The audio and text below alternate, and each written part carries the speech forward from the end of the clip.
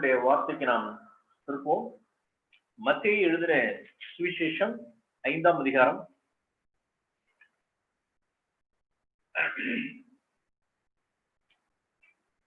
கடந்த நாட்களில் நம்முடைய ஆவிக்குரிய தகப்பனும் நம்முடைய மூத்த சகோதரர் சரியாப்புணன் அவர்கள் நம்மோடு கூட மறைப்பிரசங்கத்தினுடைய அந்த பாக்கியவான்கள் அதனுடைய ஒரு தொடரை நாம் ஒரு 4 வாரங்களாய் நாம் தொடர்ந்து நாம் கேட்டுக்கொண்டிருந்தோம். அந்த வார்த்தைகள் வெகுவாய் நாம் ஒவ்வொருவரையும் நாம் ஆசீர்வதித்திருக்கோம் என்று நாம் விசுவாசிக்கிறோம். அவைகளெல்லாம் நாம் அந்த வார்த்தைகளை நான் எனக்காகவே என்னுடைய சொந்த தேவைக்காகவே நான் கேட்டு நான் பிரயோஜனம் அடைந்தேன். அவைகளை நான் மீண்டுமாய் சௌர அவர்கள் சொல்லும் பொழுது இவைகளை நீங்கள் தியானியுங்கள், இவைகளை தொடர்ந்து நீங்கள் தியானிக்கணும். மத்தேயு 5, 6, 7 மலைப்பிரசங்கத்தினுடைய சத்தியங்கள் மற்றும் சீஷத்துவத்துக்குண்டான சத்தியங்கள், இவைகளை நாம் திரும்ப திரும்ப நாம் தியானிக்கிறவர்களாகவும் நாம் வாழ்க்கையில் கை கொள்கிறவர்களாகவும் அதையே மற்றவர்களுக்கு சீஷருள் உருவாக்கத்தக்கதாக இப்படிப்பட்ட சிலுவையின் உபதேசத்தை நாம் தொடர்ந்து நாம் அறிவிக்கும் பொழுதுதான் சீஷர்களை நாம் உருவாக்க முடியும் என்ற செய்தியினால் நாம் தொடர்ந்து இன்னும் அதனுடைய தொடர்ச்சியை நாம் கேட்க இருக்கிறோம். அவைகளால் நான் பிடிக்கப்பட்டேன். அந்த பாரத்தோடு கூட இந்த நாளில் 5ஆம் அதிகாரம் 10ஆம் வசனத்தில் நாம் சில காரியங்களோடு கூட நான் பகிர்ந்து கொள்ள விரும்புகிறேன். மத்தேயு 5ஆம் அதிகாரம் 10ஆம் வசனம். நீதி நிமித்தம் துன்பப்படுகிறவர்கள் பாக்கியவான்கள், பரலோக ராஜ்யம் அவர்களுடையது. ஆவியில் எளிமை உள்ளவர்கள் பாக்கியவான்கள், பரலோக ராஜ்யம் அவர்களுடையது. இங்க 10ஆம் வசனத்தில் நீதியின் நிமித்தம் துன்பப்படுகிறவர்கள் பாக்கியவான்கள். அதுல சகோதரர் சொல்லும் பொழுது 2 விதமா பிரித்து சொல்லுவாங்க. 10ஆம் வசனத்துல நீதியின் நிமித்தம் துன்பப்படுதல். 11ஆம் வசனத்தில் என் நிமித்தம் உங்களை நிந்தித்து துன்பப்படுத்தினால். 10ஆம் வசனத்தினுடைய வலியுறுத்தல் ஃபார் ரைச்சியஸ்னஸ், நீதியின் நிமித்தம் துன்பப்படுதல். 11ஆம் வசனத்தில் என் நிமித்தம், ஆண்டவராய் கிறிஸ்துவின் நிமித்தம், கிறிஸ்தவனாய் இருக்கிறது நிமித்தம், கிறிஸ்துவ விசுவாசத்தின் நிமித்தம், ஆண்டவருடைய வார்த்தையின் நிமித்தம் துன்பப்பட்டால் நீங்கள் பாக்கியவான்கள். நல்ல வார்த்தைகள், அருமையானவர்களே. இந்த வார்த்தைகளை நாம் அதனுடைய இவைகளெல்லாம் நமக்கு நிஜமாகணும். ஓகே, இது தேவ பக்திக்குரியவர்களுடைய வசனம். இன்னொரு வார்த்தை கூட நாம் வாசிக்கிறோம். 2 தீமோத்தேயின் புஸ்தகம் 3ஆம் அதிகாரம். 2 தீமோத்தேயு 3ஆம் அதிகாரம் 12ஆவது வசனத்தில் நாம் இப்படி வாசிக்கிறோம். அப்போஸ்தலனாகிய பவுல் கடைசி நாட்களை குறித்து சொல்லும் பொழுது கடைசி நாட்களுடைய காரியங்கள் எல்லாம் மனுஷர்கள் எப்படிப்பட்டவர்களா இருப்பார்கள் அப்படின்னு 2ஆம் வசனத்திலிருந்து 5ஆம் வசனம் வரைக்கும் வரிசையா சொல்லுவார். மனுஷர்கள் எப்படி எல்லாம் இருப்பாங்க கடைசி நாட்களில். தேவ பக்தியினுடைய வேஷத்தை தரித்துக் கொள்வார்கள், கிறிஸ்தவன் என்றதான பெயரை தரித்துக் கொள்வார்கள். தேவ பக்தியினுடைய வேஷம் இருக்கும், ஆனால் அவர்கள் தற்பிரியராய், பணப்பிரியராய், தேவ பிரியராய் இல்லாமல் சுகபோக பிரியராய் இருப்பார்கள் என்றெல்லாம் நான் வாசித்து கடைசியில் 12ஆம் வசனத்தில் நான் வாசிக்கிறோம். கிறிஸ்து இயேசுவுக்குள் தேவ பக்தியாய் நடக்க மனதாய் இருக்கிற யாவரும் துன்பப்படுவார்கள். கிறிஸ்து இயேசுவுக்குள் தேவ பக்தியாய் நடக்க மனதாய் இருந்தாலே, மனதாய் இருக்கிறவர்கள் யாவரும் என்ன செய்வார்கள் என்றால் துன்பப்படுவார்கள். அப்ப எங்க தேவ பக்தி அல்லது நீதி அப்படின்னாவே அங்க துன்பம்னு ஒண்ணு இருக்கு. அங்க துன்பப்படுதல். துன்பப்படாமல் நான் தேவ பக்தியா நடக்கிறேன்னு சொல்லலாம் முடியாது. தேவ பக்தியாய் நடக்கிற யாவரும் என்ன செய்வார்கள்? துன்பப்படுவார்கள். நீதியின் நிமித்தம் நீங்கள் என்ன செய்வீர்கள்? நீங்கள் துன்பப்படுவீர்கள். அப்போஸ்தலர் நடபடிகள் 14ஆம் அதிகாரம் அப்போஸ்தலர் நடவடிக்கைகள் 14ஆம் அதிகாரத்தில் ஆதி காலத்தினுடைய முதல் திருச்சபையினுடைய சீஷர்களை பர்னபாவும் பவுலும் எப்படி அவர்களை ஸ்திரப்படுத்தினார்கள் என்பதை நாம் இங்க வாசிக்கிறோம். அப்போஸ்தலர் 14:21 அந்த பட்டணத்தில் அவர்கள் சுவிசேஷத்தை பிரசங்கித்து அநேகரை சீஷராக்கின பின்பு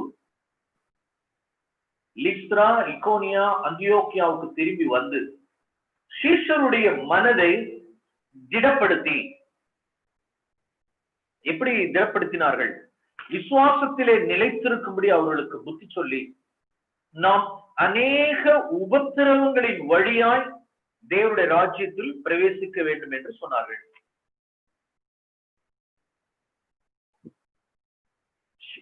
ஒரு சீஷனுக்குரிய வசனம். தேவ பக்தியாய் நடக்க மனதாய் இருக்கிறவனுடைய காரியம் என்னவென்றால், நாம் அநேக 1-2 இல்ல, நீதிமானுக்கு ஒரு துன்பங்கள் அநேகம். கர்த்தர் அவர்கள் எல்லாவற்றிலும் ஒவ்வொன்றிலும் நின்று அவர்களை விடுவிப்பார். நாம் அநேக உபத்திரவங்களின் வழியாய் தேவனுடைய ராஜ்யத்தில் பிரவேசிக்க வேண்டும் என்று சொன்னார்கள். அப்ப அருமையானவர்களே, இந்த வார்த்தை கேட்டுக்கொண்டிருக்கிற தேவனுடைய பிள்ளைகள், இயேசுடைய சீஷர்கள், நாம் தேவனுடைய ராஜ்யத்துக்குள் நாம் எப்படி நாம் பிரவேசிக்க முடியும் என்றால், உபத்திரவங்களுடைய தான் நாம் தேவனுடைய ராஜ்யத்துக்குள் நாம் பிரவேசிக்க முடியும். நோ அதர் வே, வேற வழியே கிடையாது. உபத்திரவத்தை ஒரு மனுஷன் எஸ்கேப் பண்ணணும்னு நினைக்கிறான். சிலுவையின் உபதேசத்தை, சிலுவையின் வழிய, பாடுகளின் வழிய, நிந்தையின் வழியை, அவமானத்தின் வழியை ஒரு மனுஷன் ஸ்கிப் பண்றான், வழி விலகி போறான், அவன் தவிர்க்கிறான் என்றால் அவன் இயேசுவின் சீஷன் அல்ல, அவன் பரலோக ராஜ்யத்துக்குள் நுழைய முடியாது. அநேக உபத்திரவங்கள் வழியாய்த்தான் தேவனுடைய ராஜ்யத்தில் பிரவேசிக்க வேண்டும் என்று சொன்னார்கள். அப்ப டெக்ஸ்ட் எப்படி எப்படிலாம் சொல்லுது? நீதியின் நிமித்தம் துன்பப்படுகிறவர்கள் பாக்கியவான்கள், பரலோக ராஜ்யம் அவருடையது.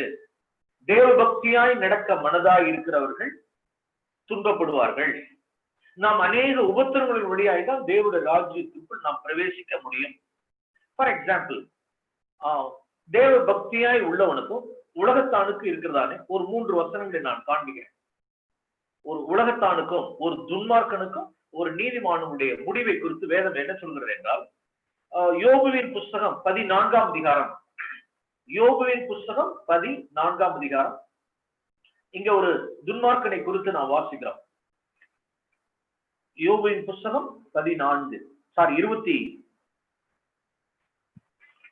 21ஆம் அதிகாரம் 7ஆம் வசனத்தில் வாசிக்கிறோம். துன்மார்க்கர் ஜீவித்து விருத்தனாகி வல்லவர் ஆவேனேன்.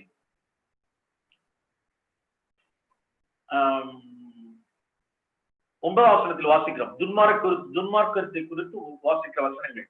அவர்கள் வீடுகள் பயமில்லாமல் பத்திரப்பட்டிருக்கும். தேவனுடைய மிலாறு, தேவனுடைய சிக்ஷை அவர்கள் மேல் வருகிறதில்லை. அவருடைய எருது புளிந்தால் வீணாய் போகாது. அவருடைய பசு சினை அழியாமல் ஏனுகிறது. அவர்கள் தங்கள் குழந்தைகளை ஒரு மந்தையை போல வெளியே போக விடுகிறார்கள். அவர்கள் பிள்ளைகள் குதித்து விளையாடுகிறார்கள். அவர்கள் தம்புரை, சுரமண்டலத்தை எடுத்து பாடி கிண்ணறத்தின் ஓசைக்கு சந்தோஷப்படுகிறார்கள். ஏப்பா, யோபுவினுடைய புஸ்தகத்தினுடைய காலத்திலே துன்மார்க்கருடைய சந்தோஷம் எதுல இருக்குன்னா மியூசிக்ல இருக்கு.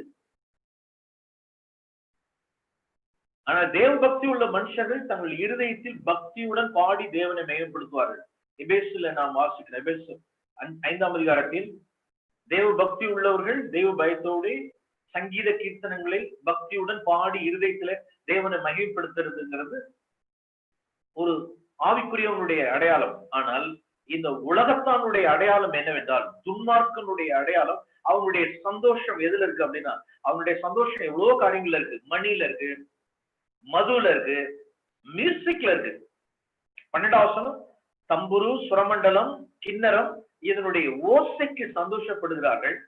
13ஆம் வசனம், அவர்கள் செல்வவான்களாய் தங்கள் நாட்களை போக்கி நல்ல குஷி லைஃப் வாழ்ந்து சந்தோஷம். அவர்களுக்கு வருத்தமே கிடையாது, மிலாறு கிடையாது, சிக்ஷை கிடையாது, அவர்களுக்கு எதுவும் அழிவு கிடையாது, சந்தோஷம்.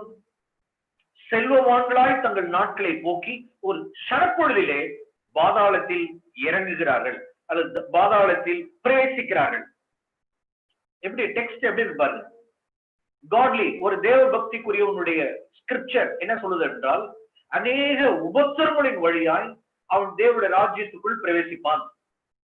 துன்மார்க்கன் இந்த பூமியிலே குஷி லைஃப் வாழ்க்கை வாழ்ந்து சந்தோஷமா வாழ்ந்து ஒரு வருத்தத்தை அவன் அனுபவிக்காதபடிக்கு சந்தோஷமா கம்ஃபர்டபுளாய் ஒரு ஈஸி லைஃப் வாழ்ந்து சனப்பொழுதிலே அந்த துன்மார்க்கன் எதுக்குள் பிரவேசிக்கிறான் என்றால் பாதாளத்துக்குள் பிரவேசிக்கிறான். இப்படிதான் ஸ்கிரிப்சர் சொல்லுது. இதேதான் சங்கீதம் 73வது சங்கீதத்திலும் ஆசாப் கூறுகிறதை நாம் வாசிக்கிறோம். சங்கீதம் 73வது சங்கீதம். ஆசாப்புக்கு துன்மார்க்கருடைய வாழ்வை பார்த்துட்டு அவருக்கு ஒரு மாகில பொறாமை ஆயிட்டார். 3வது வசனத்தில் வாசிக்கிறோம். அது அவருடைய சர்க்கிள். தேவ பக்தியாய் நடக்கிற மனுஷர்கள் திடீர்னு யாரை பார்த்துருவாங்க அப்படின்னா, சூழ்ந்து இருக்கிறதான உலகத்தில் உள்ள துன்மார்க்கரை, ஜாதி ஜனத்தை, சொந்த பந்தத்தை, ரட்சிக்கப்படாத ஜனங்களை எல்லாம் பார்த்து என்ன செஞ்சுவாங்கன்னா அப்படியே ஒரு சர்க்கு ஏற்பட்டுரும். ஒரு துன்மார்க்கருடைய வாழ்வை கண்டு ஒரு பொறாமை வந்துடும். இங்க யோபின் புஸ்தகத்துல வாசிக்கிறது போல சங்கீதக்காரனாகிய ஆசாப் சொல்கிறார் என்ன அப்படின்னா, 7வது வசனத்தில் வாசிக்கிறோம், அந்த துன்மார்க்கருடைய இருதயம் விரும்புவதிலும் அதிகமாய் நடந்திருக்கிறது. அவன் இருதயத்துல என்ன விரும்புறானோ அது அவனுக்கு நடந்தே இருக்கிறது. விரும்புறதெல்லாம் அவனுக்கு கை கொடுக்கிறது. அகந்தையாய் பேசுகிறார்கள், இருமாப்பாய் பேசுகிறார்கள். 10வது வசனத்தினுடைய பகுதியில தண்ணீர்கள் அவர்களுக்கு பரிபூர்ணமாய் சுரந்து வரும். தண்ணீர் அவனுக்கு பரிபூர்ணமாய் சுரந்து வரும். பாருங்க 12வது வசனம், இவர்கள் துன்மார்கள் சுக ஜீவிகளாய் இருந்து இந்த பூமியிலே ஒரு குஷி லைஃப் வாழ்க்கை வாழ்ந்து ஆஸ்தியை பெருக பண்ணுகிறார்கள். இதுதான் துன்மார்க்கர். இவருடைய வாழ்க்கையை பார்த்துட்டு ஆசாப் என்ன செஞ்சிட்டாருன்னா சோர்ந்துட்டாரு. நாள்தோறும் நான் என் கைகளை சுத்தம் பண்ணிக் கொள்கிறேன், என் கையை நான் கழுவிக் கொள்கிறேன், இதன் மத்தியிலே நான் தேவனால் நான் தண்டிக்கப்படுகிறேன், நான் வாதிக்கப்படுகிறேன். இது எப்படி? 15வது வசனம், இவ்விதமாய் நான் பேசுவேன் என்று நான் சொன்னேன், ஆனால் உங்களுடைய சந்ததிக்கு துரோகி. உடனே ஆவியானவர் அவரை கைட் பண்ணிருக்காரு பாருங்க. சரி, அவங்களை பார்த்து பொறாமப்படுறியே, நீ முடிவு, அவர்களுடைய முடிவை நான் காண்பிக்கிறேன் பாருங்க. 17வது வசனத்தில் அவர்கள் முடிவை, அந்த துன்மார்க்கருடைய முடிவை கவனித்து உணரும் அளவும் அது என் பார்வைக்கு விசனம். தேவன் அவர்கள் எங்க வச்சிருக்கிறார் பாருங்க. பாழான இடங்களில் விட பண்ணுகிறேன். ஒரு நிமிஷத்தில், ஒரு சனப்பொழுதில் எவ்வளவு பாழாய் போகிறார்கள், அழிந்து நிர்மூலமாகிறார்கள். அவருடைய வாழ்க்கையெல்லாம் ஒரு வேஷம். அப்ப துன்மார்க்கருடைய முடிவு 17வது வசனத்தில் வாசிக்கிறது போல துன்மார்க்கருடைய முடிவு என்ன அப்படின்னா அழிவு, பயங்கரம், பாழாய் போகிறது, நிர்மூலம் ஆகிறது. அதை 24வது வசனத்துல தேவ பக்தியாய் உள்ளவனுடைய முடிவை குறித்த ஆவியானவர் அவருக்கு காண்பிக்கிறார் பாருங்க. தேவன், உம்முடைய ஆலோசனையின்படி என்னை நீ நடத்தி முடிவிலே என்னை மகிமையில் ஏற்றுக்கொள்வீர். அப்ப தேவ பக்தியாய் நீதிமானாய் நடக்கிறவனுடைய முடிவு என்ன அப்படின்னா மகிமை. முடிவிலே என்னை மகிமையில் ஏற்றுக்கொள்வீர். அப்ப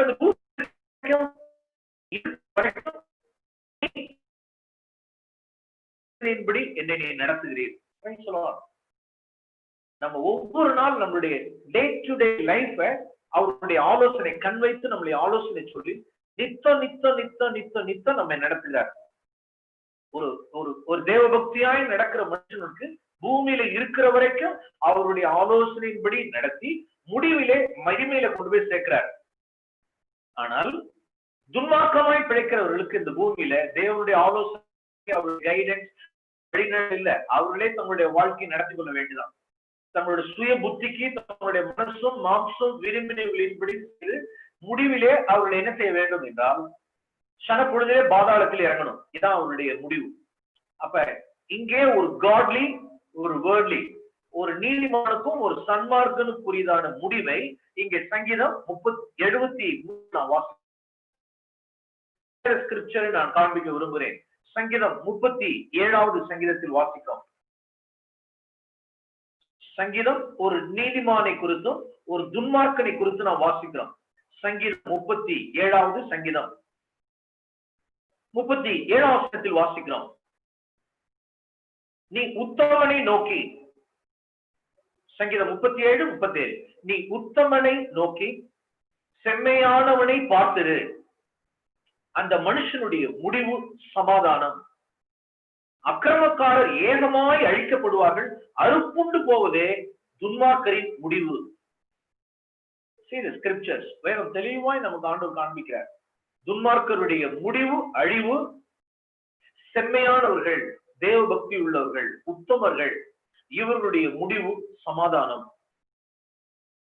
பிரியமானவர்களே, இந்த பூமியில நாம் தேவ பக்தியாய் வேத ஸ்கிரிப்சர்ஸ் இவ்வளவு நமக்கு என்ன சொல்லுது அப்படின்னா, இந்த பூமியில நமக்கு என்ன இருக்கு அப்படின்னா, உபத்திரவங்களையும் பாடுகளையும் தொல்லைகளையும் தேவன் நமக்கு என்ன செய்திருக்கிறார் என்றால் நியமித்திருக்கிறார். ஆதியாகம புஸ்தகம் 15ஆம் அதிகாரத்தில், ஆதியாகம புஸ்தகம் 15ஆம் அதிகாரம், ஆபிரகாமோடு கூட தேவன் ஒரு உடன்படிக்கை பண்ணுவார். ஆதியாகம புஸ்தகம் 15ஆம் அதிகாரம் 1ஆம் வசனத்தில் வாசிக்கிறோம். ஆபிரகாமுக்கு தரிசனத்திலே வார்த்தை உண்டாகி, ஆபிரகாமே நீ பயப்படாதே, நான் உனக்கு கேடகமும் உனக்கு மகா பெரிய பலனுமாய் இருக்கிறேன் என்றார். அப்ப ஆண்டவர் கேட்கிறார், கர்த்தனாகிய ஆண்டவரே, அடியனுக்கு என்ன தெரியும், நான் பிள்ளை இல்லாம இருக்கிறேனே என்றார். உடனே அவர் எலியேசர் என் வீட்டு வேலைக்கு விசாரணைக்காரன் இருக்கிறானே என்றார்.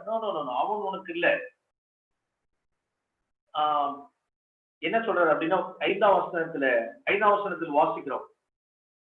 அவர் ஆபிரகாமை வெளியே அழைத்து, நீ வானத்தை அண்ணாந்து பார், நட்சத்திரங்களை என்ன உன்னாலே கூடுமானால் அவைகளை என்ன என்று சொல்லி, பின்பு அவனை நோக்கி உன் சந்ததி இவ்வண்ணமாய் இருக்கும் என்றார்.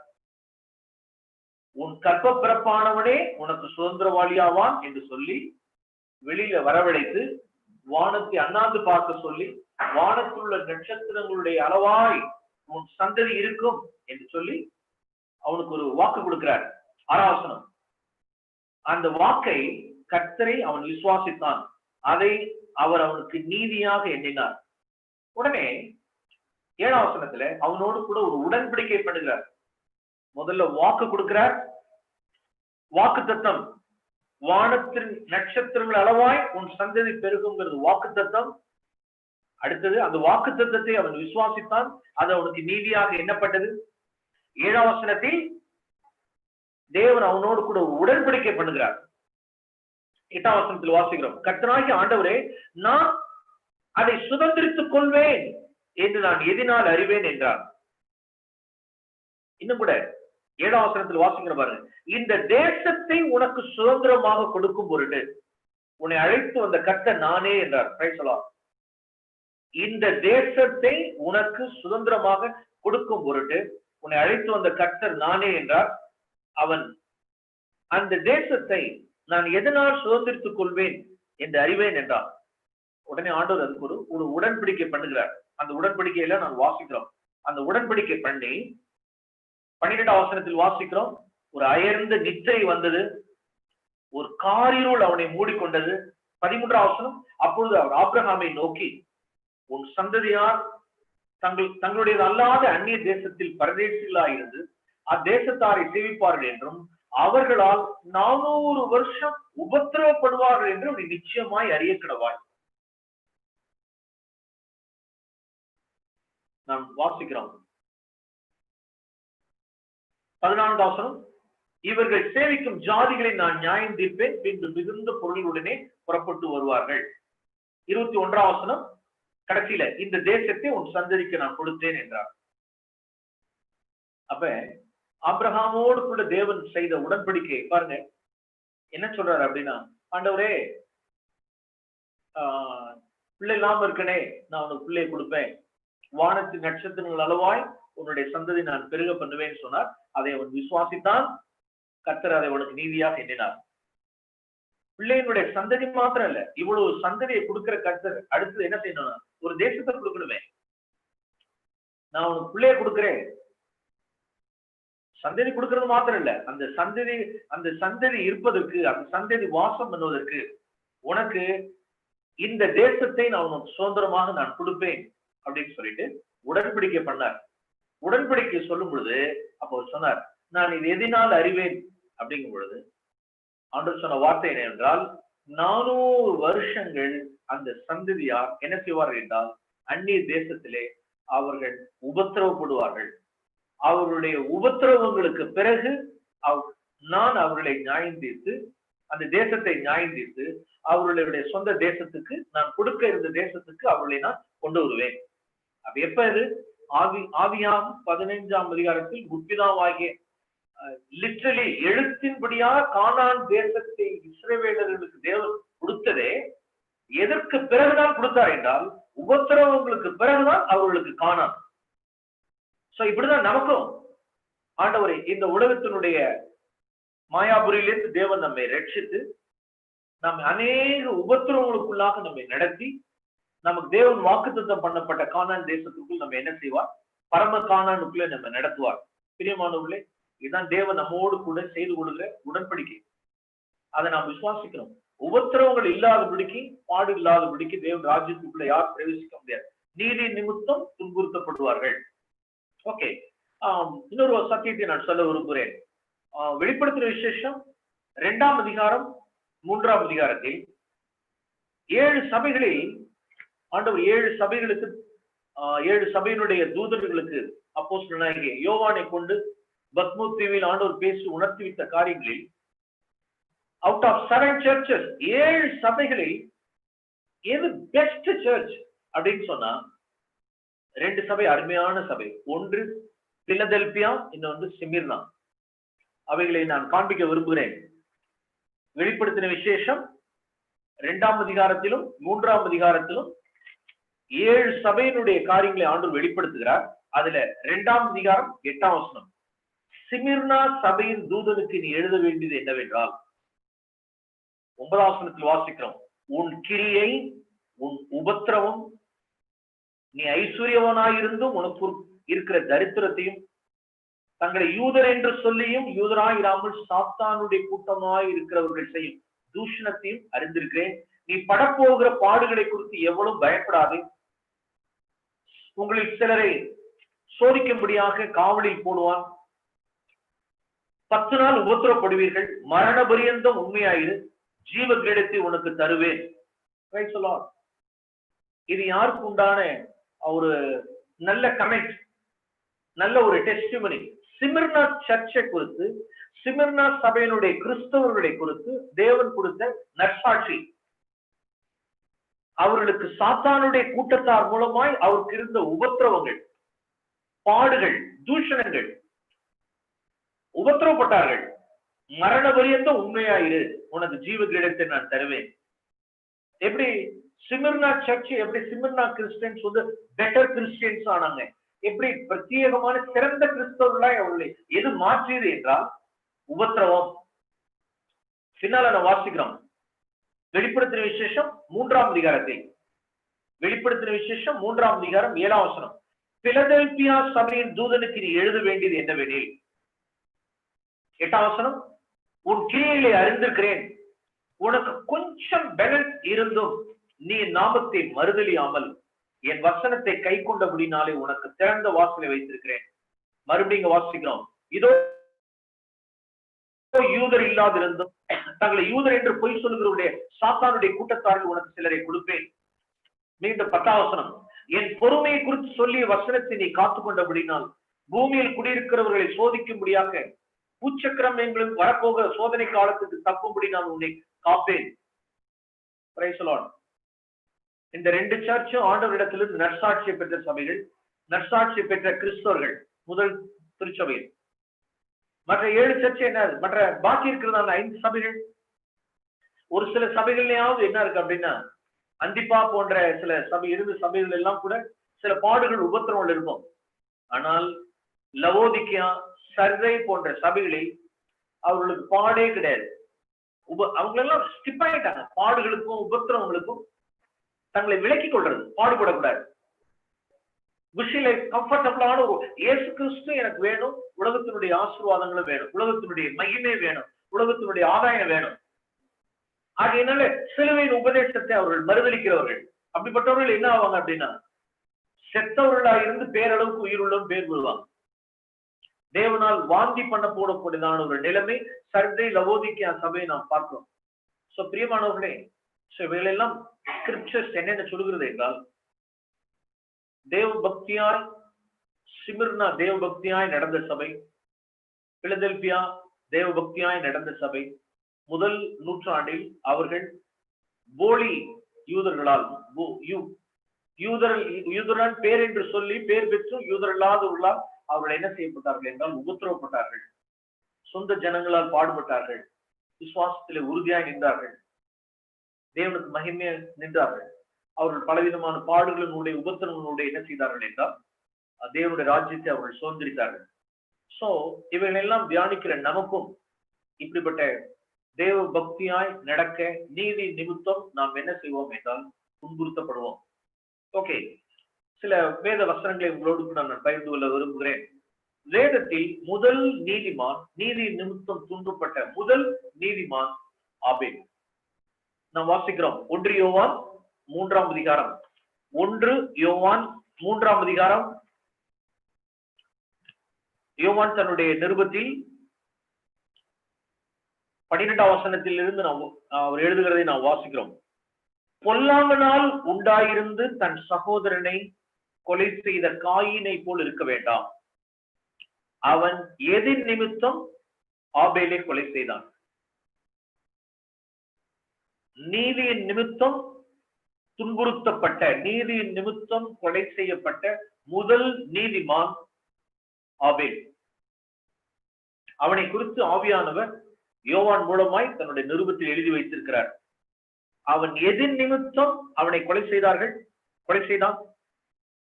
தன் கிரியை பொல்லாதவைகளும் தன் சகோதரனாகிய ஆபேலுடைய கிரியைகள் நீதி உள்ளவைகளுமாய் இருந்தது நிமித்தம் தானே. என் சகோதரரே, உலகம் உங்களை பகைத்தால் ஆச்சரியப்படாதீர்கள். பிரியமானவர்களே, நீங்களும் நானும் நம்மளுடைய கிரியைகள் நீதி உள்ளவர்களா இருக்குமானால் நிச்சயமா இந்த உலகம் நம்மை பகைக்கும். நாம் துன்பப்படுவோம். அப்படிப்பட்டவர்களுக்கு தான் தேவனுடைய ராஜ்யம். ஏன் ஆபேல் கொலை செய்யப்பட்டான்? தன் கிரியை நீதி உள்ளவர்களுமாய் இருந்ததின் நிமித்தம் தானே. காயினுடைய கிரியைகள் பொல்லாதவைகள். ஃபார் எக்ஸாம்பிள், ஆதியாகமம் புஸ்தகம் 4ஆம் அதிகாரத்தில் அவனுடைய கிரியைகள் என்னென்னலாம்ங்கிறத நான் காண்பிக்கிறேன். அவனுடைய மாம்சத்தின் கிரியைகள் வெளியரங்கமாய் இருக்கிறன. மாம்சத்தின் கிரியைகள் வெளியரங்கமாய் இருக்கிறன. இந்த வேதத்திலேயே அவனுடைய கிரியைகள் என்னென்னலாம் இருக்கு பாருங்க. அவனுடைய கிரியைகள் பொல்லாதவைகள். 4ஆம் அதிகாரத்தில் 5ஆம் வசனத்தில் வாசிக்கிறோம். காயினுக்கு மிகவும் எரிச்சல் உண்டாகி, நம்பர் 1 எரிச்சல், கோபம், முகநாடி வேறுபடுவது, இதெல்லாம் பொல்லாதவர்களுடைய கிரியை. எரிச்சல், கோபம், முகநாடி வேறுபடுவது, பொறாமை. கீழே நாம் இன்னும் வாசிக்கிறோம். லோபித்தனம், கஞ்சத்தனம். ஆண்டவருக்கு காணிக்கை கொண்டு வருகிறதான விஷயத்தில் ஆபேல் தன்னுடைய மந்தையில் சென்று முதலீட்டெல்லாம் தனியா பிரிச்சு, தலையீற்றெல்லாம் தனியா பிரிச்சு, அதுல கொழுமையானவைகள் எல்லாம் தேர்ந்தெடுத்து அவைகளை தேவனுக்கு கொண்டு வந்து செலுத்துறாரு. அதாவது தேவனுக்கு நல்ல பெஸ்டா செய்யணுங்கிறதான அவனுடைய இருதயம். ஆனால் இந்த பொல்லாதவனாய் இருந்த காயினுடைய லோபித்தனம் அல்லது கஞ்சத்தனம் என்னவென்றால், எவ்வளவு மினிமமா நான் தேவனுக்கு செலுத்தலாம் மாம்சத்தின் கிரியை அப்படின்னா அவனுடைய லைஃப் எப்படி இருக்குன்னு பாருங்களேன். ஒரு மனுஷன் தேவனிடத்திலே இப்படி ஒரு லோபித்தனம் உடையவனா இருப்பானால் அவனுடைய வாழ்நாட்களில், அவனுடைய சந்ததியில் அவன் எவ்வளவு கஞ்சத்தனம் உடையவனா இருந்திருப்பான், எவ்வளவு மூர்க்கம் உடையவனா இருந்திருப்பான். அவனுடைய மணி டிரான்சாக்சன்ஸ்ல பொய், இன்னொரு மாம்சத்தினுடைய கிரியை என்னவென்றால் 1ஆம் வசனத்துல வாசிக்கிறோம், உன் சகோதரனைய ஆபேல் எங்கே என்றார். நான் அறியேன். பித்தலாட்டக்காரன் தன் கிரியை அவன் எதிர் நிமித்தம் கொலை செய்தான். அவன் எதிர் நிமித்தம் கொலை செய்தான். தன் கிரியைகள் பொல்லாதவைகளா இருந்தது நிமித்தம் தானே. அவனுடைய கிரியைகள் என்ன? பொய். ஜீவாதிபதி அந்த சராசரத்து சகோதரன் கத்துறார், வேர் இஸ் யுவர் பிரதர், ஒரு சகோதரன் எங்கே? நான் அறியேன். பொய், பித்தலாட்டம். அப்ப அவனுடைய டிரான்சாக்சன்ஸ்ல எவ்வளவு பொய் இருக்கும். அவனுடைய டேடி மம்மி ஃபர்ஸ்ட் தாய் தகப்பன் அவனிடத்துல ஏதாவது ஒரு காரியங்களை எவ்வளவு வாழ்நாட்கள் அவனை கேட்டிருக்கிறப்ப எனக்கு தெரியாது, எனக்கு தெரியாது, நான் அறியேன், ஐ டோன்ட் நோ. பொய். அவனுடைய மாம்சத்தினுடைய கிரியை அன்று கேட்கிறார், உன் சகோதரனை நான் என் சகோதரன் அறியேன். அடுத்தது, என் சகோதரனுக்கு நான் என்ன காவலாளியோ? பதில் கொடுக்கிற பதில பாத்தீங்களா? அதெல்லாம் என்ன என்ன கேக்குறீங்க? அதெல்லாம் நான் என்ன காவலாளியா? அதாவது ரஃப் அண்ட் டஃப்பான ரிப்ளை. பொல்லாதவர்களுடைய கிரிகள், மாம்சத்தின் கிரிகள் வெளியரங்கமாயிருக்கின்றன. ரஃப் அண்ட் டஃப்பான பதில். நான் என்ன காவலாளியா? நான் அதுக்கு பொறுப்பு? ஏன் என்கிட்ட கேட்கறீங்க? அது எனக்கு தெரியாது. தேவன் அவனுக்கு தண்டனை கொடுத்தார். எனக்கு கிட்ட இந்த தண்டனை என்னால் சகிக்க முடியாது. காயின் கர்த்தரை நோக்கி, எனக்கு கிட்ட இந்த தண்டனை என்னால் சகிக்க முடியாது. தேவனையே அவன் சார்ஜ் பண்றான் அப்படின்னா, அவனுடைய வீட்டுல அவனுடைய தாய் தகப்பனை எவ்வளவு சார்ஜ் பண்ணிருப்பான், எவ்வளவு சார்ஜ் பண்றான். You are too much daddy, you are too much daddy, you are too much. இதுக்கு மேல நீங்க என்ன தண்டிக்க கூடாது. அவனுடைய வாழ்நாட்களில், அவன் வாலிப பிராயத்தில், காயின் தன் வாலிப பிராயத்தில் இருக்கிற நாட்களில் நான் இப்படிதான் பாக்குறேன். அவனை தன்னுடைய வாலிப பிராயத்தில் பொல்லாதனால் உண்டாயிருந்த காயின் திடீர்னு ஒரு நாளைக்கு அவன் கொலை செய்யல, திடீர்னு ஒரு நாளைக்கு அவன் பொய் சொல்லல, திடீர்னு ஒரு நாளைக்கு அவன் எரிச்சல் படல, திடீர்னு ஒரு நாளைக்கு அவன் வந்து ரஃப் அண்ட் டஃப்பா பேசல. தாய் தகப்பன்ட்ட ஏன் இப்படி என்ன தண்டிக்கிறீங்க அப்படின்னு எத்தனை தடவை கை நீட்டி இருப்பான். எத்தனை தடவை பொல்லாங்கனால் உண்டாயிருந்த காயும் தன் தாய் தகப்பனை too much daddy, too much. அதுக்கு மேல இன்னும் சில பிள்ளைகள்லாம் இருக்காங்க, அவ்வளவுதான் உங்களுக்கு மரியாதை. கையை பிடிக்கிறது, எதுக்கிறது, டூ மச்னு சொல்றது. இதுலயே பிராக்டிஸ் ஆகி பிராக்டிஸ் ஆகி பிராக்டிஸ் ஆகி பிராக்டிஸ் ஆகி ஒரு நாளைக்கு அத்தனை மாம்சத்தினுடைய கிரியைகளும் அந்த 4ஆம் அதிகாரத்துல ரிவீல்டு, தேவனிடத்திலே ரிவீல்ட் ஆகும். இப்படிப்பட்ட துன்மார்க்கன், இப்படிப்பட்ட பொல்லாதவன் மத்தியில தேவன் ஒரு ரைச்சியஸ் மேன், ஒரு உல்ஃபுக்கு மத்தியில, ஒரு ஓனாய் மத்தியில ஒரு ஆட்டுக்குட்டி அங்க வச்சிருக்கிறார். ஒரு நீதிமான் ஆகிய ஆபேல் அந்த வீட்டுல. அப்ப அவன் எப்படி பாடுபட்டு இருப்பான்? நான் நல்லவனா இருப்பேன், நான் கெட்டவனா இருக்க நீ நல்லவனா இருந்துல, நீ நல்ல பேர் வாங்கிடுவே. நான் நல்லவனா, நான் கெட்டவனா இருக்க நீ நல்லவனா இருப்ப, உன்னை விடமாட்டேன் அப்படிங்கிறத எவ்வளவு நாட்களாய், எவ்வளவு சதி மறைச்சு கொண்டு போய் வயல்ல வைக்கலாமா, வயல்ல அடிக்கலாமா, வீட்டுல அடிக்கலாமா, பகல்ல அடிக்கலாமா, ராத்திரில அடிக்கலாமா, எதனால அடிக்கலாம்ங்கிறதுக்கெல்லாம் ஸ்கீம் பண்ணி பிளான் பண்ணி, இப்படிப்பட்ட பொல்லாதவன், இப்படிப்பட்ட ஓனாய், இப்படிப்பட்ட பொல்லாங்கனால் உண்டாயிருந்த அந்த காயின் மத்தியில் நீதிமனாய் இருந்த ஆபேல் துன்புறுத்தப்பட்டான், பாடுபட்டான். சோ அப்ப ஃபர்ஸ்ட் ரைச்சியஸ் மேன், முதல் நீதிமானாகிய ஆபேல் துன்மார்க்கனால், பொல்லாங்கனால் உண்டாயிருந்த காயினால் என்ன செய்யப்பட்டான்? கொலை செய்யப்பட்டான். அது ஆதியிலிருந்து தொடர்ந்து வந்துட்டு தான் இருக்கும். நீதி நிமித்தம் துன்பப்படுகிறவர்கள் பாக்கியவான்கள், தேவனுடைய ராஜ்யம் அவர்களுடையது. பிரியமானவர்களே, நம்மளுடைய வேலை ஸ்தலத்திலமா இருக்கட்டும், நம்மளுடைய குடியிருப்பு பகுதிகளா இருக்கட்டும், நம்மளுடைய ஜாதி ஜனத்தின் மத்தியில இருக்கட்டும், நாம் நீதியா பிழைச்சோம் அப்படின்னா, ஃபார் எக்ஸாம்பிள் ஒரு அலுவலகத்துல எல்லாமே கரெக்ட் அபிஷியல்ஸா இருக்காங்கன்னு வச்சுக்கோங்க. எல்லாம் லஞ்சம் வாங்குறவர்களா இருக்கிறார். எல்லாரும் எல்லா டேபிள்லயும் என்ன பொருளுது அப்படின்னா லஞ்சம் வாங்குற அபிஷியல்ஸா இருக்கிறார். எல்லாம் துன்மார்க்கர்களா இருக்கிறார்கள், உண்மை இல்லாதவர்களா இருக்கிறார்கள். அதன் மத்தியில ஒரு நீதிமான், நான் நான் கையூட்டு வாங்க மாட்டேன், லஞ்சம் வாங்க மாட்டேன், நான் உண்மையா இருப்பேன் அப்படின்னு சொல்லிட்டு ஒரு மனுஷன் அந்த இடத்துல இருப்பார்கள், நிச்சயமாய் இப்படிப்பட்ட தங்களுடைய கிரியைகள் எல்லாம் பொல்லாதவர்களா இருக்க, தங்களுடைய கிரியைகள் பொல்லாதவர்களா இருக்க, ஒரு மனுஷனுடைய கிரியை நீதியா இருக்க அவங்க என்ன பண்ணுவாங்க அப்படின்னா அவனை டாக்ஸ் கொடுத்துக்கிட்டே இருப்பாங்க. யோவான் எழுதின சுவிசேஷம் 7ஆம் அதிகாரம், யோவான் 7 நாம் இங்க வாசிக்கிறோம் 7ஆம் வசனம். உலகம் உங்களை பகைக்க மாட்டாது, உலகம் உங்களை பகைக்க மாட்டாது. தன்னுடைய ரட்சிக்கப்படாத அவிசுவாசமான பரியாசமான சகோதரர்களை பார்த்து இயேசு சொன்ன வார்த்தை, உலகம் உங்களை பகைக்காது. உலகத்தினுடைய கிரியைகள் பொல்லாதவர்களாய் இருக்கிறது என்று நான் சாட்சி கொடுக்கிறபடினாலே அது என்னை பகைக்கிறது. பிரியமானவர்களே, இந்த வார்த்தைக்கு நாம் எப்ப உண்மையா இருக்கிறோமோ, நீங்க உலகத்தினுடைய கிரியை பொல்லாத நீங்க சாட்சி கொடுத்துங்க. உலகத்தின் கிரியை பொல்லாதது என்று நீங்க சாட்சி நீங்க சொல்லணும்னு அவசியம் இல்லை. நீங்க ஒரு வாழ்க்கையில நீங்க வாழ்ந்து காண்பிச்சாலே போதும், அது உங்களை பகைக்கும். அதான் சொன்னேன், நான் சொன்ன உதாரணத்தின்படி சூழ்ந்து இருக்கிறவர்கள் அலுவலகத்தில் எல்லாரும் என்ன செஞ்சுட்டு இருக்காங்க அப்படின்னா வாங்குறாங்க, கைவிட்டு வாங்குறார்கள், உண்மை இல்லாமல் இருக்கிறாங்க.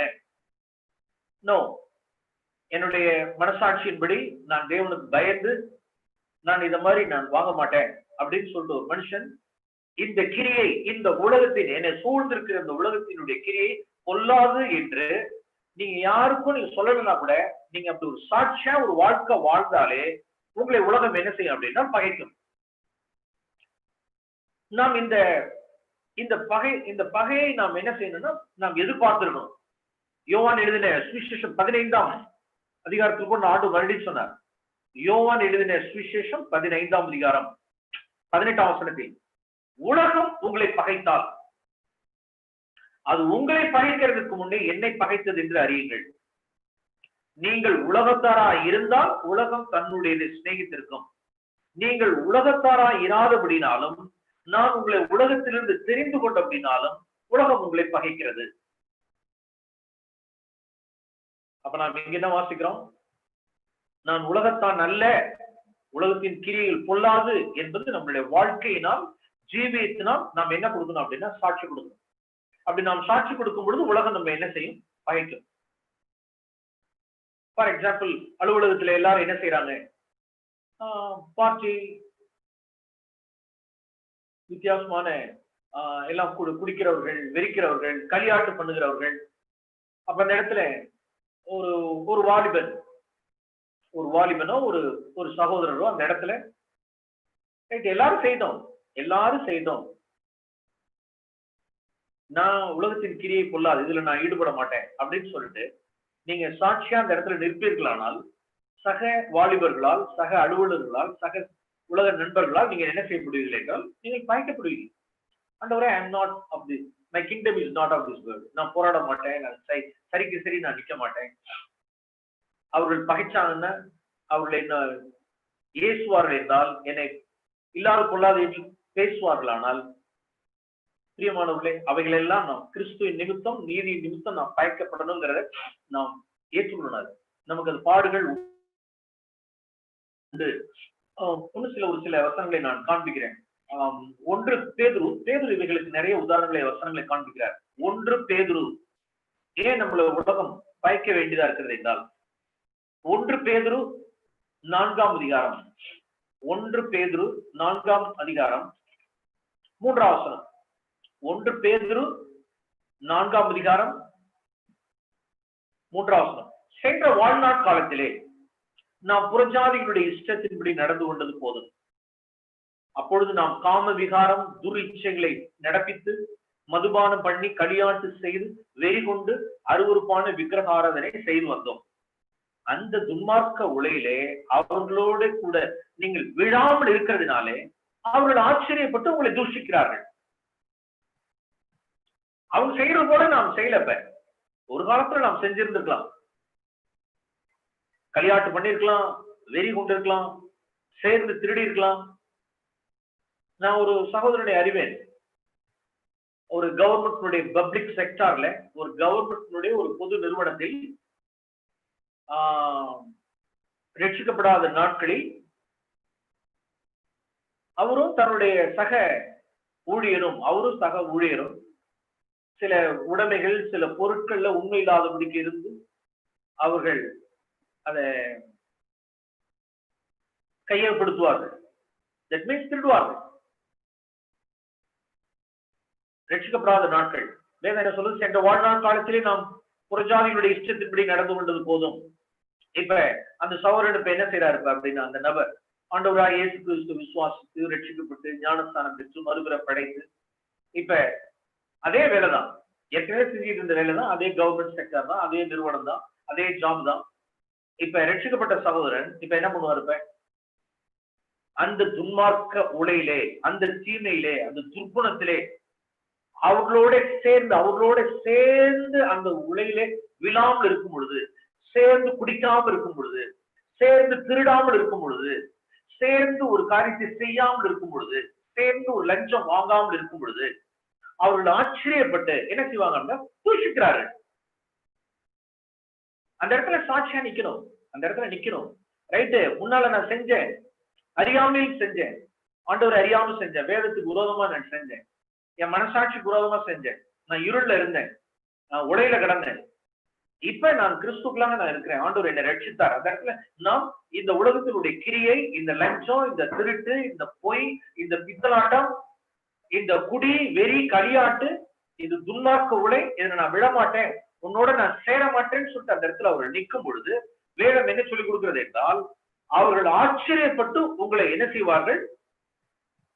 தூஷிக்கிறார். அவர்களுக்கு தான் ஆச்சரியமா இருக்கும். வேற நம்மள சொல்லு, நீங்கள் ஆச்சரியப்படாதீர்கள், அவர்களுக்கு தான் ஆச்சரியமா இருக்கும். என்னடா நேற்று வரைக்கும் திருடுனா, நேற்று வரைக்கும் குடிச்சான், நேற்று வரைக்கும் லஞ்சம் வாங்கினா, இன்னைக்கு இப்படி இருக்கிறான்னு கேட்டா அவர்களுக்கு அது ஆச்சரியமா இருக்கும். உலகம் நம்ம என்ன செய்யும் என்றால் தூஷிக்கும், பகைக்கும்.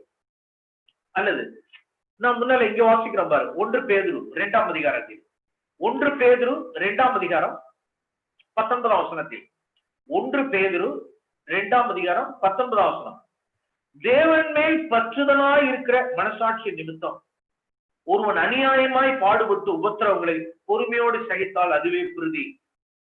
இங்க எது நிமித்தம் என்றால் தேவன் மேல் பற்றுதலாய் இருக்கிற மனசாட்சி நிமித்தம் அல்லது நீதி நிமித்தம். பின்னால 4ஆம் அதிகாரத்தில் 4:14 நீதி நிமித்தமாக நீங்கள் பாடுபட்டால் பாக்கியவான்கள், அவருடைய பயமுறுத்தலுக்கு நீங்கள் பயப்படாமலும் கலங்காமலும் இருந்து கர்த்தராகிய தேவனை உங்கள் இருதயங்களில் பரிசுத்தம் பண்ணுங்கள். What a wonderful verses.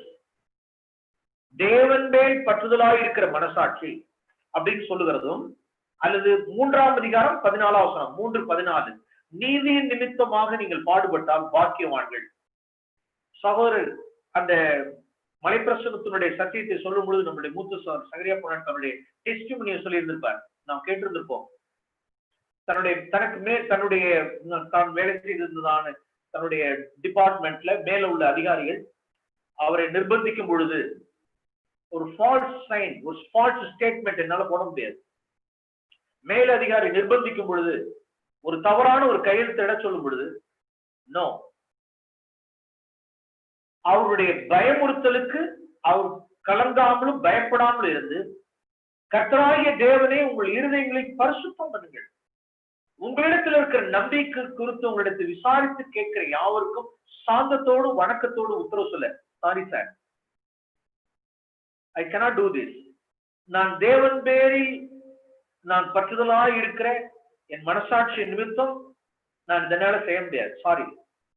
ஆனால் அவர்கள் என்ன செய்வார்கள் என்றால், பிரதர் சொல்லும் கூட அவருடைய டெஸ்டிமனில 1/2 மணி நேரத்துல அவருக்கு டிரான்ஸ்பர், 1/2 hourல அவருக்கு டிரான்ஸ்பர் ஆர்டர் போட்டாச்சு, அவ்வளவுதான் டிரான்ஸ்பர்.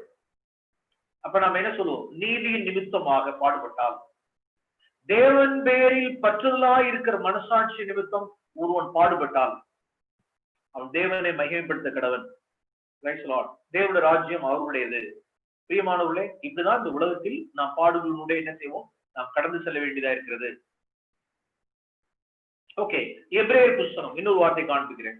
எபிரேயர் புஸ்தகம் நீதிமானாகிய நோவா, எபிரேயரின் புஸ்தகம் 11ஆம் அதிகாரம் 7ஆம் வசனம். எபிரேயர் 11:7. விசுவாசத்தினாலே நோவா தற்காலத்தில் காணாதவைகளை குறித்து தேவ எச்சரிப்பு பெற்று பயபக்தி உள்ளவனாகி தன் குடும்பத்தை ரட்சிப்பதற்கு பேழையை உண்டு பண்ணினான். அதனாலே அவன் உலகத்தை ஆக்கினைக்குள்ளாக தீர்த்தான். அவன் இருந்த நாட்களில் அவன் 120 வருஷம் நீதியை பிரசங்கித்தவன். அவனுடைய நாட்களில், நோவாவுடைய நாட்களில் முழுக்க முழுக்க முழுக்க பரியாசக்காரர்கள், வயலன்ஸ், செக்ஸ், இம்மாரல், வயலன்ஸ், அடிதடிதான், வயலன்ஸ் தான், பரியாசக்காரர்கள். அவர்கள் மத்தியிலே ஒரு மனுஷன் நோவா, நீதி உள்ளவனாய் கர்த்தருடைய கண்களில் கிருபை பெற்ற மனுஷன் நோவா, நீதியை பிரசங்கித்தவன். அவன் தேவனால் எச்சரிப்பு பெற்று பயமுக்தி உள்ளவனாகி தன் குடும்பத்தை ரட்சிப்பதற்கு பேழையை உண்டு பண்ணினான். அந்த பேழையை உண்டு பண்ணுவதற்கு அவன் உலகம் ஆக்கினைக்குள்ளாது என்று தீர்த்தான் அப்படின்னா, he condemned the world. That means இந்த உலகம்ங்கிறதான பேங்க்ல அவனுக்கு இது திவாலாக போகுது. இந்த உலகத்தை ஆண்டவர் சுருட்ட போறார். இந்த உலகம் ஜலப்பிரளயத்துக்குள்ள போக போகிறது. இது அழிவை சந்திக்க இருக்கிறது. இதுல என்னுடைய இன்வெஸ்ட்மெண்ட்ஸ் எல்லாம் இருக்கக்கூடாது. அதுல இருக்கிறதான எல்லா இன்வெஸ்ட்மெண்ட்ஸையும் எடுத்து உலகத்தை ஆக்கினைக்குள்ளானது என்று தீர்த்து அந்த இன்வெஸ்ட்மெண்ட்ஸ் எல்லாம் எடுத்து எதுல போட்டா அப்படின்னா பேழையை உண்டு பண்ணினான். எதற்காக? தன் குடும்பத்தை ரட்சிப்பதற்கு. He condemned the world. Godly man, பயபக்தி உள்ளவனாய் இருந்து இதை நான் இப்படி பார்க்கணும். ஃபார் எக்ஸாம்பிள், சில குடும்பங்களை நான் பார்த்தோம். கணவன் மனைவி ரட்சிக்கப்பட்டவர்களா இருப்பாங்க, 2 பேர் வேலையில இருப்பாங்க. திருமணம் ஆகிற வேலையில அவர்கள் வேற ஒரு சபையில இருந்திருக்கலாம், ரட்சிக்கப்படாமல் இருக்கலாம், குணப்படாமல் இருக்கலாம். நாட்கள் செல்ல அவர்கள் ஆண்டவராகிய இயேசு கிறிஸ்து அறிந்து ரட்சிக்கப்பட்டு மறுபிறப்படைந்து அவர்களுக்கு பிள்ளைகள் உண்டாகி அவர்கள் திருச்சபையில வந்து தேவனுக்கென்று பயபக்தி உள்ளவர்களாகி நம்ம குடும்பத்தை ரட்சிக்கணும், பேழையை கட்டணும், தன் குடும்பத்தை ரட்சிக்கணும். நமக்கு காசு பணம் முக்கியம் இல்ல, நமக்கு பிள்ளைகளை தேவ பக்தியில் வளர்க்கறதுதான் காரியம். உலகம் பணம் பிரதானம் இல்ல, நமக்கு ஒரு சம்பாத்தியம் போதும், புருஷனுடைய சம்பாத்தியம் போதும், நல்ல கவர்மெண்ட் சேலரி, ஹையர் சேலரி, நமக்கு இன்னொரு சேலரி நமக்கு தேவையில்லை. ஓகே, என்ன அது வருமானமா இருந்தாலும் என்ன ஆதாயமா இருந்தாலும் இந்த குடும்பத்தை, இந்த பிள்ளைகளை தேவபக்தியில் ரட்சிப்பதற்கு நான் பயபக்தி உள்ளவர்களாகி பேழையை, குடும்பத்தை நான் கட்டட்டும் அப்படின்னு பயபக்தி உள்ளவர்களாகி எப்படி நோவா ஆக்கினைக்குள்ளா தீர்த்தானோ அது போல புருஷன் மனைவி 2 பேரும் ஒருமனப்பட்டு அந்த ஜாப, அந்த வருவாயை, அந்த ஆதாயத்தை அவர்கள் ஆக்கினைக்குள்ளா தீர்க்கிறாங்க. வேண்டாம், இந்த ஆதாயம் வேண்டாம், குடும்பம் ரட்சிக்கப்பட்டா போதும், பிள்ளைகளை தேவனுக்குள்ள நடத்தினா போதும்னு சொல்லிட்டு முடிவு எடுக்கும் பொழுது சும்மா விட்டுரும் ஜாதி ஜனம். ஒருவனுடைய சத்துருக்கள் அவனுடைய வீட்டாரே, குணப்படாத அல்லது அறகுறையாய் ரட்சிக்கப்பட்டிருக்க மாம்சமான மனுஷிகமான மாம்சத்துக்குரிய கிறிஸ்தவர்களாய் இருப்பார்கள் என்றால், உலகத்துக்குரியவர்களாய் இருப்பார்கள் என்றால் அவர்கள் மூலமாய் இவர்களுக்கு நிச்சயம் என்ன வரும் அப்படின்னா ஒரு நெருக்குதல் வரும், ஒரு உபத்திரவங்களை ஃபேஸ் பண்ண வேண்டியதா இருக்கும், ஒரு தூஷணத்தை ஃபேஸ் பண்ண வேண்டியதா இருக்கும். நீங்க மதியனமா முடிவு எடுத்துட்டீங்க, முட்டாள்தனமா செஞ்சுட்டீங்க, நீங்க எப்படி செய்யலாம்னு சொல்லிட்டு காரியங்கள் நெருக்கப்படும். சரி, இப்படிதான் இந்த பூமியில நாம் தேவ பக்திக்கு ஏதுவாய் நடக்க மனதா இருந்தால், தேவ பக்தியாய் நடக்க மனதானால், நீதி நிமித்தம் நாம் நடக்க மனதானால், உலகத்தினுடைய கிரிகள் பொல்லாது என்று நாம் சாட்சி கொடுக்கும் பட்சத்தில் நாம் வேற ஸ்தலத்திலும் நம்முடைய உறவினர்கள் மத்தியிலும் நாம் இருக்கிற குடியிருப்பு பகுதி மத்தியிலும் நாம் என்ன செய்யப்படுவோம்னா துன்பப்படுத்தப்படுவோம். ஓகே, கடைசியான ஒரு வார்த்தை சொல்லி நான் முடிக்க விரும்புகிறேன். ஒரு பகுதி 1 பேதுரு 4ஆம் அதிகாரம், ஒருவன் கிறிஸ்தவனாய் இருப்பதால் பாடுபட்டான். 1 பேதுரு 4ஆம் அதிகாரம், கிறிஸ்துவின் நிமித்தம் 1 பேதுரு 4 அதிகாரம் 16 வசனம். ஒருவன் கிறிஸ்தவனாய் இருப்பதால் பாடுபட்டால் வெட்கப்படாமல் இருந்து அது நிமித்தம் தேவனை மகிமைப்படுத்த. ஒருவன் கிறிஸ்தவனாய் இருப்பதால் வெட்கப்படக்கூடாது. பிரியமானவர்களே, 2 வார்த்தை எனக்கு வசனத்தை காண்பிக்க எனக்கு நேரம் இல்லை, நான் சொல்லுகிறேன். இருதயத்தில் ரட்சிப்பு உண்டாக, நீதி உண்டாக இருதயத்தில் விசுவாசிக்கப்படும். ரட்சிப்பு உண்டாக வாயினால் அறிக்கப்படப்படும். நமக்கு ரட்சிப்பு உண்டாக வாயினால் ஆண்டவராக இயேசு கிறிஸ்துவை நாம் வாயினால் அறிக்கை செய்யணும்னு வாசிக்கிறோம். லூக்கா 12 அதிகாரத்தில் இன்னொரு வசனத்தை வாசிக்கிறோம். மனுஷருக்கு முன்பாக என்னை அறிக்கைப்படுகிறவன் எவனோ, இன்னொரு இடத்துல மனுஷருக்கு முன்பாக என்னை மறுதளிக்கிறவன் எவனோ. அப்ப நான் இருதயத்தில் நான் விசுவாசிக்கிறேன், நான் இருதயத்தில் விசுவாசிக்கிறேன்.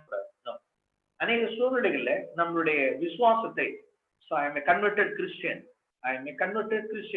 நான் கிறிஸ்துவ நான் விசுவாசிக்கிறேன், நான் விசுவாசத்தை நான் பின்பற்றுகிறேன், ஆண்டவராக இயேசு கிறிஸ்துவை நான் விசுவாசிக்கிறேன், நான் ஞானஸ்தானம் எடுத்திருக்கிறேன், நானும் என் குடும்பத்தார் எல்லாரும் இந்த கிறிஸ்துவ விசுவாசத்தில் தான் நான் ஃபாலோ பண்ணுகிறோங்கிறத அலுவலக ரீதியில ஜாதி ஜனத்தின் மத்தியில நாம் மனுஷருக்கு பயப்படாமல் இருந்து கர்த்தரை நாம் மகிமைப்படுத்தும். பிரியமானவர்களே, இந்த இடத்துல நாம் 2 காரியம் நடக்கும். ஒண்ணு, சில ஆதாயங்களை நாம் இழக்க வேண்டியதா இருக்கும். சில ஆதாயத்தை, உலக ஆதாயத்தை, பண ஆதாயத்தை, உலக ஆதாயத்தை ஒன்று நாம் இழக்க வேண்டியதா இருக்கும். Yes, we have to lose. என் நிமித்தமாய் எவன் ஒருவன் இதெல்லாம் இழக்கிறானோ அவனை 100 தனையாய் ஆண்டவர் பெறுவான்னு சொன்னார். நம்ம இழந்தே ஆகும். இன்னொன்று, உலகத்தால் நாம் என்ன செய்யப்படுவோம் அப்படின்னா தூஷிக்கப்படுவோம். யோவான் எழுதின சுவிசேஷம் 12ஆம் அதிகாரம், யோவான் எழுதின சுவிசேஷம் 12ஆம் அதிகாரம் 42ஆம் வசனத்தில் வாசிக்கிறோம். அதிகாரிகள் அநேகர் அவரிடத்தில் விசுவாசம் வைத்தார்கள். அப்படி இருந்தும் ஜெப ஆலயத்துக்கு புறம்பாக்கப்படாதபடி பரிசேயர் நிமித்தம் அதை அறிக்கை பண்ணாதிருந்தார்கள். ஏன்? அதிகாரிகள்ல அநேக அதிகாரிகள், ஆபீசர்ஸ் இயேசுவினிடத்தில் விசுவாசம் வைத்தார்கள். ஆனா என்ன செய்யல அப்படின்னா அறிக்கை பண்ணல. ஏன் அறிக்கை பண்ணல? தேவனால் வருகிற மகிமையிலும் மனுஷனால் வருகிற மகிமை அதிகமாய் விரும்பினார்கள். இவர்கள் எப்படி, நான் இயேசுவை நான் விசுவாசம், இந்த விசுவாசம் ஒர்க் அவுட் ஆகாது. இருதயத்தில் விசுவாசிக்கப்படும், ஓகே, வாயினால் அறிக்கை பண்ணப்படணுமே, that is full gospel. மனுஷருக்கு முன்பாக அறிக்கை பண்ணணுமே. மனுஷரால் வருகிற மகிமையை அவர்கள் அதிகமாய் விரும்பினபடியால் ஜபாலயத்துக்கு புறம்பாக்கப்படாதபடிக்கு, தன்னுடைய வேலையிலிருந்து புறம்பாக்கப்படாதபடிக்கு, நான் இது இப்படி சொல்ல விரும்புகிறேன். Are you Christian? Yes, I am a Christian. I am a converted Christian. அப்ப புறம்பாக்கப்படுவோமோங்கிற ஒரு பயம், புறம்பாக்கப்படுவோமோங்கிற ஒரு பயத்தில் தங்களுடைய விசுவாசத்தை இருதயத்துக்குள்ளே வைத்துக் கொண்டு வாயினால் அறிக்கை பண்ணாது இருக்கிறது. ஏனென்றால் அவர்கள் மனுஷரால் வருகிற மகிமை அல்லது ஏதோ ஒரு ஆதாயத்தை அவர்கள் எதிர்பார்க்கிறது. யோவான் எழுதின சுவிசேஷம் 9ஆம் அதிகாரம், யோவான் எழுதின சுவிசேஷம் 9ஆம் அதிகாரத்தில் ஒரு தாய் தகப்பன், ஆண்டவர் பிறவி குருடனை ஆண்டவர் சுகமாக்கினார். பிறவி குருடன் 19ஆம் வசனத்தில் வாசிக்கிறோம். உங்கள் குமாரன் குருடனாய் பிறந்தான் என்று சொல்லுகிறீர்களே, இவன் தானா? 20ஆம் வசனம், தாய் தகப்பன்மார், எஸ், எங்க பையன் தான், அவன் குருடனாய் பிறந்தான். ஓகே, ஆண்டவராக இயேசு கிறிஸ்து சுகமாக்கி இருக்கிறார். என் பிள்ளைக்கு பிறவி குருடன் குணமாயிருக்கானே அப்படின்னு ஜனங்களுக்கு கன்ஃபஸ் பண்றது தாய் தகப்பனுக்கு டேரிங் இல்ல பாருங்க. 22ஆம் வசனம், அவருடைய தாய் தகப்பன்மார் யூதர்களுக்கு பயந்ததினால் இப்படி சொன்னார்கள். நீங்க அவன்கிட்ட கேளுங்க. 21ஆம் வசனம், இவன் பார்வையடைந்த வகை எங்களுக்கு தெரியாது, இவன் கண்கள் திறந்தவன், இவன் கண்களை திறந்தவன் இன்னான் என்று எங்களுக்கு தெரியாது, இவன் வயது உள்ளவன், இவன் மேஜர், இவனை கேளுங்கள், இவனே சொல்லுவான். எஸ்கேப் ஆயிட்டாங்க. தாய் தகப்பன்மார் யூதர்களுக்கு பயந்ததினால் இப்படி சொன்னார்கள். ஏனென்றால் இயேசுவை கிறிஸ்து என்று எவனாவது அறிக்கை பண்ணினால் அவன் ஜெபாலயத்துக்கு புறம்பாக்க வேண்டும் என்று யூதர்கள் அதற்கு முன்னமே கட்டுப்பாடு செய்திருந்தார்கள். அப்ப இயேசு கிறிஸ்துவை குறித்ததான நாட்களில் அநேகர் நன்மை பெற்றார்கள், அநேகர் விசுவாசித்தார்கள், அநேகர் நன்மை பெற்றார்கள். நன்மை பெற்ற ஜனமும் அவர் விசுவாசிக்கிற ஜனமும் அதிகாரம், ஜாதி, ஜனம், பஞ்சாயத்து, உலக மனுஷர்கள், கோர்ட் என்று வரும் பொழுது, வேலை, மேலுள்ள அதிகாரங்கள் என்று வரும் பொழுது பயந்து தன்னுடைய விசுவாசத்தை ஐ எம் கிறிஸ்டியன் அப்படின்னு சொல்லுகிறதுக்கு ஒருவன் வெட்கப்பட்டால், அவன் பயப்படுவானால், நாம் அவனை குறித்து நாம் என்ன சொல்லுவோம்? பிரியமானவர்களே, மனுஷர்களுக்கு முன்பாக நாம் அறிக்கை பண்ணுவதற்கு நாம் தயங்கக்கூடாது. மனுஷர்களுக்கு முன்பாக நாம் இயேசுவை நாம் என்ன செய்யணும்? அறிக்கை செய்யணும். ஒருபோது நாம் தயங்கக்கூடாது. ஆரம்பத்தில் சுவிசேஷத்தினுடைய ஆரம்ப காலகட்டத்தில் நிக்கோதேமு என்பவன் யூதர்களுக்கு பயந்து அவன் ராத்திரியில் வந்தான். இந்த பிகினிங் ஓகே, ஒரு ஆரம்ப காலகட்டத்தில் இப்படி இருக்குமானால் ஓகே. பரிசுத்த ஆவியானுடைய அபிஷேகம் இல்லாத நாட்கள், கிறிஸ்துக்குள்ளாக குழந்தைகளா இருக்கிற பட்சத்தில், அல்லது மறுபடியும் பிறக்காத இருக்கிற ஒரு சூழ்நிலையில், பரிசுத்த ஆவியானுடைய அபிஷேகம் இல்லாத நாட்களில் நம்மளுடைய விசுவாசத்தை நாம் அறிக்கை பண்ணுவதற்கு நாம் பயந்தால் ஓகே. பிகினிங்ல நிக்கோதேமு பயந்து ராத்திரியில் வந்தார். ஆனால் காஸ்பலுடைய முடிவில் நிக்கோதேமு தைரியமாய் போனார்.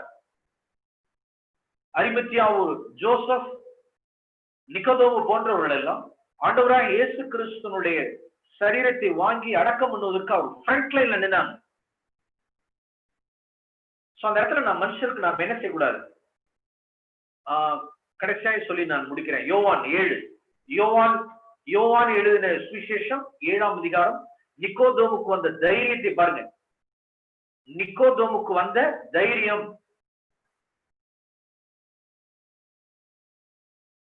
ஒரு வார்த்தை இப்படி கேட்கிறார் நிக்கோதேமு 50ஆம் வசனத்தில், யோவான் 7:50. ராத்திரியிலே அவரிடத்திற்கு வந்தவனும் அவர்களில் ஒருவனும் ஆகிய நிக்கோதேமு என்பவன் அவர்களை நோக்கி, பரிசேயர் சங்கத்தை பார்த்து, ஒரு மனுஷன் சொல்வதை கேட்டு அவன் செய்திகளை அறிகிறதுக்கு முன்னே அவனை ஆக்கினைக்கு உட்படுத்தலாம் என்று நம்முடைய நியாயப்பிரமாணம் சொல்லுகிறதா என்றார்.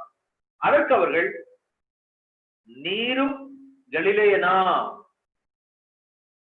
நீரும், see the word, நீரும் கலிலேயனா? ஓ, நீங்களும் அல்லேலூயாவா? ஓ, நீங்களும் புராட்டஸ்டண்டா? நீங்களும் சபைக்கார, நீயும் புராட்டஸ்டண்டா? நீயும் அந்த டைப் ஆஃப் கிறிஸ்தவங்களா?